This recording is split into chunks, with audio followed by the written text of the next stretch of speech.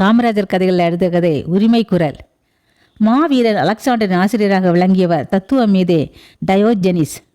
இவர் ஒரு நாள் 2 மண்டை ஓடுகளை மேஜையின் மேல் வைத்து ஆராய்ச்சி செய்து கொண்டிருந்தார். அப்போது அங்கு வந்த அலெக்சாண்டர், ஆசிரியர் அவர்களே, மண்டை ஓடுகளை பார்த்து என்ன செய்து கொண்டிருக்கிறீர்கள் என்று கேட்டார்.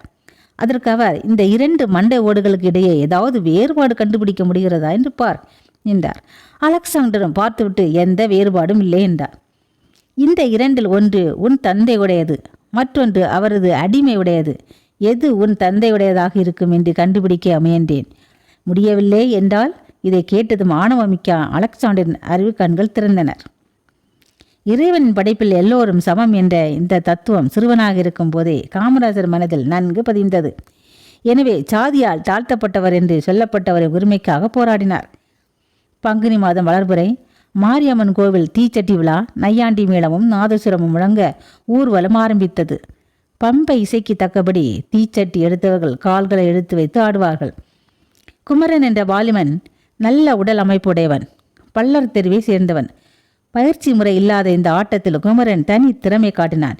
எல்லோரும் அவனுடைய ஆட்டத்தை ஆர்வமுடன் பார்த்தனர்.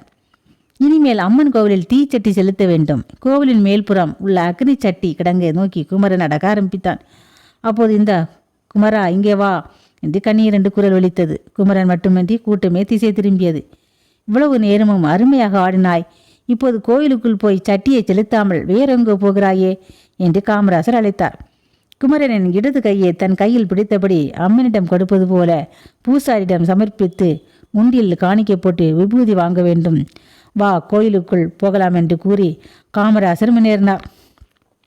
கோவில் வாசற்படியில் நின்ற பூசாரி 2 கைகளை விரித்து தடுத்தார். வேண்டாம் தம்பி, குமரன் பள்ளர் தெருவாச்சே, அவங்க எல்லாம் கோவிலுக்கு வெளியே அக்னி சட்டி மாடம் இருக்கிறது இல்லையா, அங்கே தான் காணிக்கை செலுத்தணும் என்றார் பூசாரி.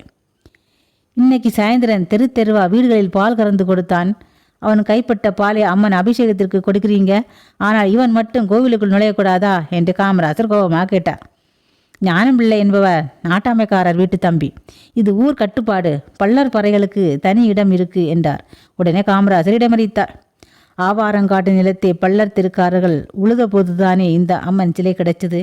இந்த அம்மன் கிட்ட இவங்க நேர்த்திக்கடன் செலுத்தக்கூடாதா? அவங்களுக்கு உரிமை தர வேண்டியது ஊர்க்காரங்க தானே. அவங்க மனசு மாறணும். நாட்டாமைக்காரர் வீட்டு பிள்ளையே கட்டுப்பாட்டை மீறினால் எப்படி தம்பி? அப்போதும் காமராஜர் குமரன் கையை விடவில்லை. மேற்கு புறமுள்ள வெளிப்புற மாடத்தில் அக்னி சட்டி இடப்பட்டது. அங்கிருந்த தனி உண்டியலில் குமரன் காணிக்கை போடப்பட்டது. பூசாரி கொடுத்த விபூதியை காமராஜர் நண்பர் குழுவோடு பெற்றுக்கொண்டார்.